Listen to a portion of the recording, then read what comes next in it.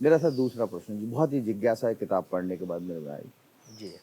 कि हनुमान सदा प्रसन्न रहते थे। हाँ, सदा प्रसन्न रहते थे, बिल्कुल। सर आज सेवक अगर भगवान की परेशानियां देख रहा है, क्योंकि रामचरितमानस में अगर देखा जाए तो किशोर अवस्था के बाद उनको परेशानी ही परेशानियां झेली हैं। जी जब हाँ। वो अयोध्या वापस आएगा तब भी नई तरह की परेशानियां थी, हाँ, नई हाँ। तरह की लोगों ने बातें की। तो किशोर अवस्था के बाद से लेकर आखिरी तक भगवान ने बहुत सारे कष्ट झेले, जी कष्टों हाँ। को वो किया। तो ये हनुमान उस उनके कष्टों से प्रसन्न कैसे हो सकते हैं? इसमें ये क्या, इसके पीछे का क्या सार है, हम इसे कैसे समझें, या आप इसमें क्या लिखना चाह रहे हैं? मैं 2-3 चीज़ें यहाँ थोड़ा-सा बताना चाहूँगा। जी देखिए, जब हम कहते हैं कि हमारे मन की प्रसन्नता, या इसका विरोध हो सकता है कि एक अप्रसन्नता या खिन्नता, जी सामान्य रूप में सुख और दुःख, जी है ना? मैं अगर खुशी है मेरे मन में, सुखी हूँ मैं, तो मेरे मन में एक चेहरे पर एक प्रसन्नता का भाव होगा। जी राम और कृष्ण दरअसल भगवान क्यों बने?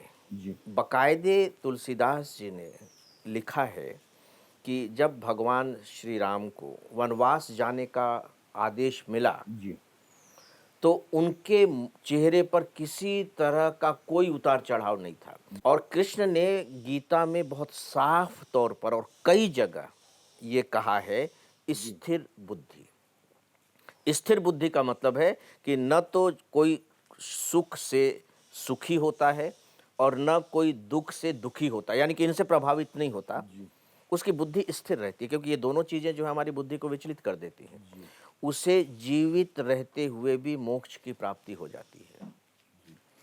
तो ये दोनों जो हैं, जो चरित्र हैं हमारे सामने, ये बताते हैं कि जो सुख और दुख की जो अनुभूति होती है, वो बेसिकली बाहरी चीज़ों से हो रही है। मैं कोई चीज़ चाह रहा हूँ, मुझे मिल गया तो मैं खुश हो गया। जी मैं चाह रहा हूँ और नहीं मिला तो मैं दुखी हो गया।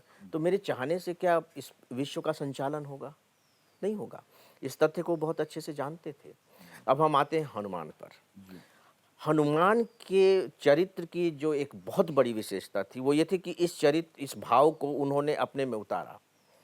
हनुमान को आप कल्पना करके देखिए कि जब कहा गया कि सीता का पता लगाने जाना है, जामवंत ने वहाँ पूछा था कि भई कौन जाना चाहेगा? सब चुप थे। सब चुप थे, किसी के पास क्योंकि कुछ। इतने योजन समुद्र को लांघ कर जाना जी और रावण के लंका में पहुँच कर के और सीता को देखना कि वो कहाँ है, आसान काम नहीं था। हम लोग आज सामान्य रूप में पढ़ लें तो लगे तो बात अलग है। हाँ हाँ घर में हमारी एक चीज़ इधर-उधर रखी जाती है तो हम परेशान हो जाते हैं परेशानी। ढूँढने में, और ये तो पता नहीं सीता वहाँ है भी, नहीं है तो कहाँ है? रावण जैसा बलवान और इतनी बड़ी लंका और समुद्र पार करना छोटी-मोटी बात और नहीं थी। चले भी जाएं तो वापस कैसे आ कैसे? पाएंगे? सवाल ही नहीं कौन पैदा आने होता। देगा हाँ, वापस? हाँ। जी अब आप देखिए कि फिर जामवंत ने चुना इनको। जी हालाँकि वो बहुत खूबसूरत प्रसंग है। पूछते हैं बाकायदे हनुमान कि आपने मुझे क्यों चुना है? तो वो जी अलग बात है। तो जब जामवंत ने कहा कि तुम्हें जाना है, अब आप देखिए कि तुलसीदास जी ने क्या लिखा है। जी मुख प्रसन्न, मन तेज विराजा, करिहहुँ चहहुँ राम करि काजा।